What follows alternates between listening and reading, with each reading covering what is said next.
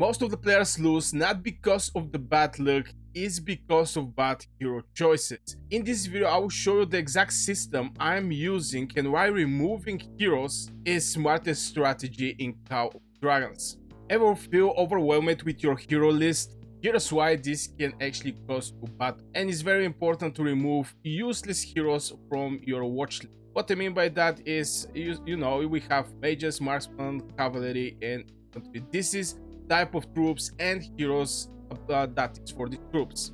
Now we're talking a lot about having a single troop that you can actually evolve. In my case, for example, it's actually mages. Somebody can be with cavalry, somebody can be with marksmen.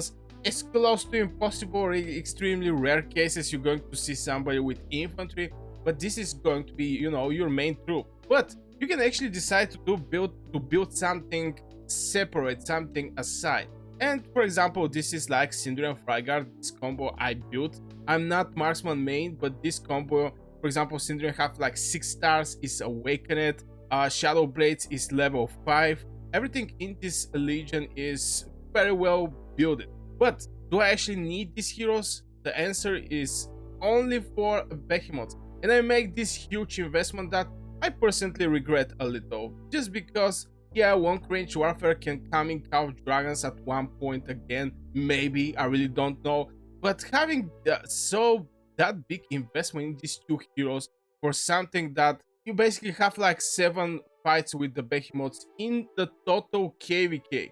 I mean, you can catch the normal fight, you can catch the elite one, but still, there's just not enough fights to make this huge investment.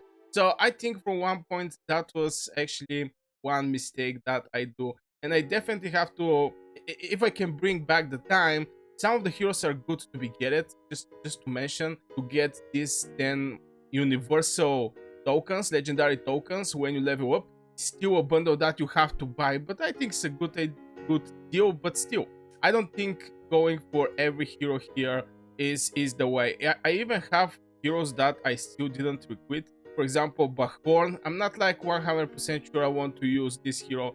A lot of people say, yo, go with Mu and Bachorn, or Bachorn with Bertrand. I mean, there is other options, but you have to be extremely careful.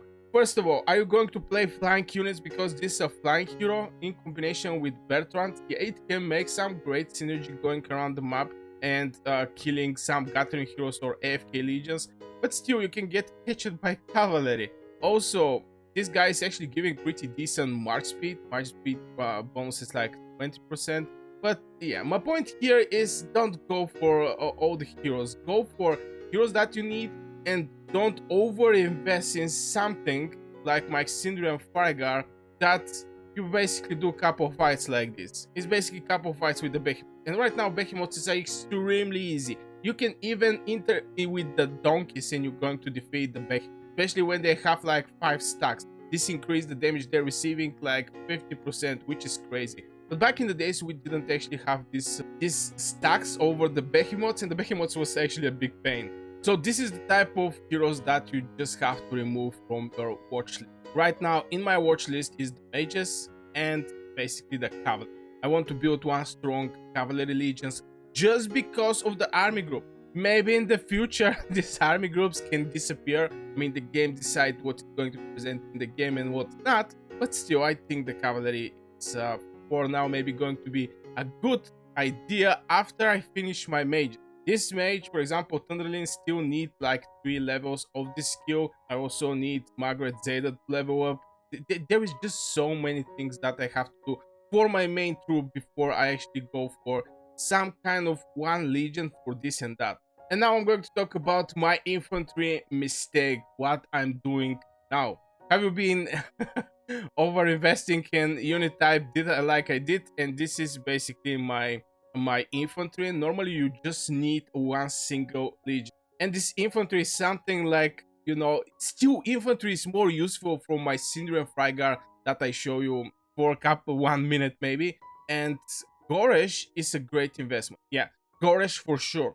But later I was going for Skogul, and keep in mind this level 5 first skill is something that I actually put some crystals on this hero. It's not from the sky dropping these legendary tokens. So this is an investment that I can actually reduce or not actually get if I don't want to go with Skogo. Even though Skogo is good even with cavalry, very good useful hero because of mobility down 3. But I also started investing in Mogro. It's like 5-3. Again, this this is spended tokens on something that I may not actually use. And right now, since at one point, and this is one of the main reasons currently I'm making this video, is just because at one point I have to I said, okay, stop and let's think what is happening. Why are you investing in 4 different infantry heroes when you actually need a single legion with 2 heroes? Why you need this 1 or 2 extra heroes? And yeah, I just started thinking about this, and this is one of the main reasons again I make this video. But Goresh is something like a must, obviously, and it's like 555, you know, just don't need to spend that much over this bad boy. But I'm not going to go with Skogo, so I basically lose tokens from these spells. I'm not going to go, maybe I'm going to go with Mogro, I'm not so sure, but I'm going to put him aside and I'm going to go with Goresh Ileana. Now, Goresh Ileana is great survivability, and this is one of the main reasons I'm looking for over the infantry. This is the reason I look for infantry. Having something to get hitted by the enemy mages and marksmen, I'm able to hit enemy mages and marksmen. So this is in general the general strategy behind. It's not like from Goresh and Skogo you can make tons of merits. You cannot compare it to, you know, Mage Legion, but still, I think Ileana is giving pretty decent dodge for my Goresh Legion. Goresh Ileana, I even have a video on my channel about the Goresh Ileana strategy that I use in the Champion of Tournament, and from there I actually noticed how effective is this Legion. But still, if you want to go Goresh, Skogo, just focus over 1 Legion. This is what I'm thinking to do. Just 1 Legion, not splitting what is the new hot item on the market with 2 words. And don't forget to like the video if you feel stuck with building too many heroes. And boy oh boy, I have been stuck it. Ever think how long it actually takes to awake 1 hero? Well, I honestly didn't even think about this. And why 690 hero tokens should actually scare you. Yeah, I didn't actually think how much it takes. I only when I level up. I remember one of the videos of Sin of War. He actually present, you know, yo, look, this hero, I have my Syndrian level it up, and he point how many tokens he actually spent. And from there, I saw from Roots of War you get this amount, from this you get this amount, daily bundles you get this amount, and it's so slow to awake 1 hero. And the way I was looking, everything was just, okay, for the next queue I need like 39 more from this universal token. And this is the way I was looking. I didn't actually calculate it, how much is going to be at the end of the day.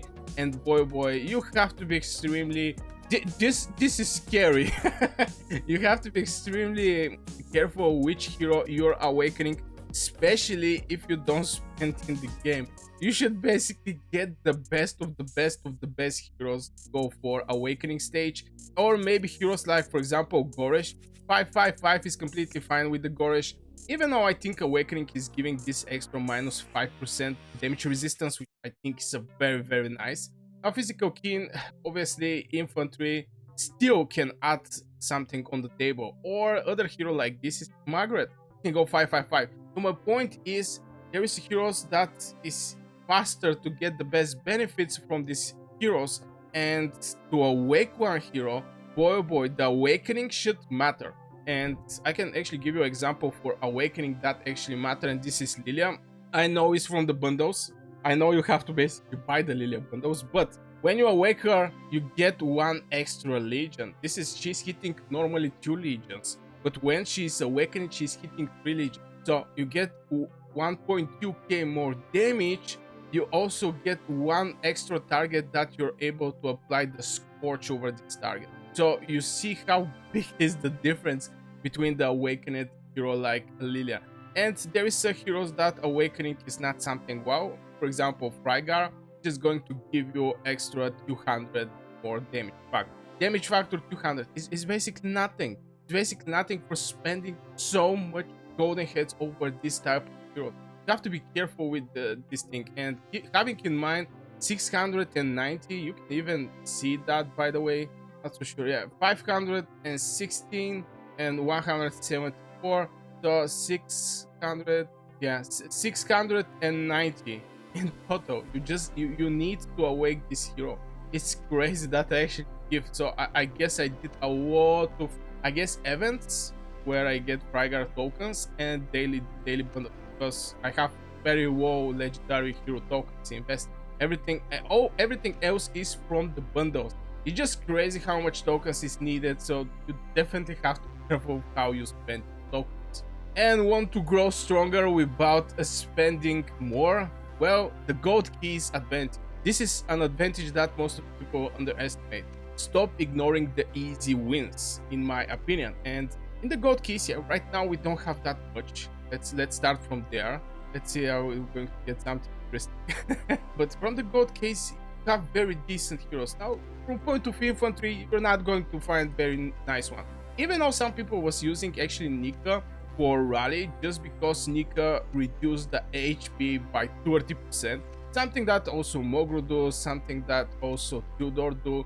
I mean, yeah, there's heroes that reduce the HP of the enemy, this especially for attacking some castles, some city, garrisons, gates. There's so many places where you can actually get these things. So maybe this is something that I can actually give some props to Nika. And I'm just pointing some heroes, to mention that I'm pointing heroes that are extremely good. If you think, so far I have never think about Nika, but before when I prepared this video, I actually go a little more deep. And where's my Nika, by the way? Yeah, there she is. And here's the thing: if you have her awakened, something that you just need. I have how many? No, I actually sell Nika tokens, which I think is a mistake. But you have the HP reduction 30%, and here is the thing: 500 damage factor if the target is less from 50%. Units remaining, and have a 50% chance to actually with it each normal attack, which is crazy. This is absolutely crazy game changer for rallies. Just rallies I'm giving, for example, because if it's a normal legion, most likely it's going to die extremely fast. If it's on half, it's like 150k troops there. So, it's not that hard. But if you have a garrison, or if you have a gate, let's say castle, you attack a castle, and in this castle there's like 4 million troops. When they come to 2 million, with each normal attack, you're going to have like 50% chance to do 500 damage factor. Absolutely crazy. Also, other heroes is Emrys Bakshi. I think I talked in my previous videos about the Emrys Bakshi. Is extremely good heroes. Most of the people are familiar with that for the cavalry mains. Valentea. This is also good heroes. This is easy wins. And what I mean by easy wins, you can actually get this hero extremely fast. So why not actually using them in your main legions? And I'm currently doing that. If I go out and I deploy multiple marches, you're going to see that I have I have Thea, I have Velen, I have Wodir, and the rest is heroes that is actually something that you have to find. So from 5 heroes, I have 3 heroes that till this day I'm using, and this is a free-to-play player hero. Even an epic free-to-play hero, which, I can actually remove Wodir, but I think Wodir is extremely powerful hero. The main reason is he's not having diffused damage. It's very important for the mages, especially when you hit multiple targets. Even Lilia have diffused damage, and this can go up to 50%, going to take out the damage by 50%. Here we don't have this thing, and we're hitting 4 legions, applying some buffs and other stuffs, let's say it like this. And also Velen is benefiting from the frost of the Wodir. So there is a great synergy there, but still don't ignore the heroes that are the golden keys. There is a very good heroes there. And maybe one hero I can actually give as an example for extremely good hero that you're going to use basically with all. It didn't actually matter what kind of main you are, okay? What kind of main troop you are. And this is Thea. Thea, till this day, I can use her with flying units. If I want to go with my flying celestials, you can go with eagles with her. You can go with your marksman's mages. This hero is extremely good for so many situations. Cover like 8, 9, 80, 90% from the situation that you may want to do, or the attack plan you have in your mind. What if I told you your next lucky spin can be your worst mistake? And this is about choosing the right lucky spin. Now, right now, I don't think we actually have lucky spin. If I remember right, look how many events we have. But my point is, in the wiki spin, when you go in the wiki spin, if a specific hero there, for example, Falgrim, like last wiki spin was for Falgrim, I don't think you should actually go for this wiki spin if Falgrim don't fit for your main troop. And the best wiki spins you can actually go is actually wiki spins that you have to select your hero. There is like maybe 5 heroes or 4 or 7 that the game give you opportunity to select which hero you want to go. So it can be, for example, Bertrand, Syndrian, Bakshi, Frygar, and Thunderlin. So in case like this, if you're marksman main, most likely you want to go for Syndrian, not actually for Frygar. Because Frygar may appear, especially if you're in the narration queue, Frygar can appear for her own wiki spin. Since she's one of the heroes that are from wiki. Till Syndrian, I think you can actually see from where you can actually get the heroes from the plus Universal Strongest Sword, the Awoken Courage. But I think some of the heroes that are from the Strongest Sword, you can find them in the wiki spin also by selecting these specific heroes. At least this is what I remember. But anyway, go for wiki spins for the heroes that you actually need, heroes that is going to boost your troop. Don't just chase. I see this thing so many times. In my videos, I say it over and over and over again, but I still see somebody who have weak, for example, mage main, couple times, very weak legions, and was asking me about the downfill and what to do with downfill. Should he make the downfill like 5-5-1-1 or something like that? And I'm like, yo, your mage legions, focus there. Why you need this downfill right now? And it's just crazy, the people chasing the new stuffs with, I don't know what they expect. Yeah, the new heroes is good, that's correct, but if you have limited amount of resources, just use it the best way you can actually do. And I want to see your comments below. Which hero did you regret investing in? And I'm going to be first, and I'm going to say that this hero is Kinara. The other hero that I regret investing is Madeline. Kinara and Madeline was the worst two heroes that I actually invest a lot in them in the season 1. If I can bring back the time, I'm not going to invest in these heroes. What if your worst heroes are eating your best resource? And here we're talking about how to save tons from heroes you don't use. And the things is pretty simple. Focusing over only on the core heroes, pets, artifacts, it's just the way to go. Just the way to go, because it's not only heroes. Yeah, we're talking about getting some hero heads here and there. Okay, not hero heads, legendary tokens. But these heroes have other stuffs that slowly with time are also expensive. And this is the pets. I can say GG on the game that make pets. You're able to get any pet. It's not something that you have to buy something to actually get this specific pet. Like artifacts, for example. Artifacts, if you don't spend, for example, in Fortune Light or something like this, you're not going to get artifacts. You're going to be only with the artifacts that are available in the artifact draws, which is this artifacts here.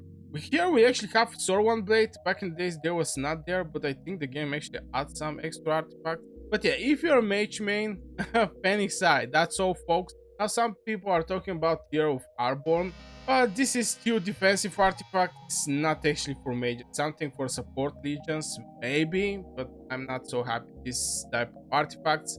And from here you can basically get this type of artifacts. Just not that many what you can actually get in point of artifacts. So focusing your resources over your main heroes or core group of heroes is just going to be better for you. And I have something that I want to say, and this is, for me, if you're a WoW spender, just focus to have one artifact level 1. I think this is enough. The main point is getting this, for example, in this case is Infernal Flame, magic attack, legion attack, damage taken, and damage dealt. Just focus getting these things. You don't need to level up the artifacts. Yeah, it's going to do more damage. Magic bonus attack can go up to 30%, and the damage per tick can go to 2.2k. Yeah, totally understand that. But in general, you just don't need that. You just need a good artifact that by default is doing good damage and also boost the Legion attribute. This is in the core of everything, boosting the Legion attributes, and if you get some extra damage is pretty nice. And from what I know, artifacts is not giving you merit, so yeah. And thinking you need 20 maxed heroes to dominate, well, think again. Well, win more PvP with fewer heroes. This is another topic that I want to talk about. And yeah, maybe if you're well or Kraken, even if you're well of Kraken, because to get actually 20 maxed heroes, it is huge investment. Right now I have like 1, 2, 3, 4 heroes that five heroes. I have 5 heroes that are maxed on stars and awakened. Maxed on stars, awakened one is also Frygar hero, but it's not that many. I don't have like 10 heroes. Imagine 20 heroes. So this is more like, well, type of play, but still, even if you don't have the resources to awake like 20 heroes, I think you can pretty much get huge merits numbers if you're with the right heroes and use advantages. This is something else that I want to talk about, is using advantages on the battlefield when, for example, you're going to push the gate or you get pushed and your alliance are getting together to counter the push, or your alliance is doing the push. This is the best moments where you're going to get some merits because you have the number advantage battle, and this is with crucial importance if you want to make merit.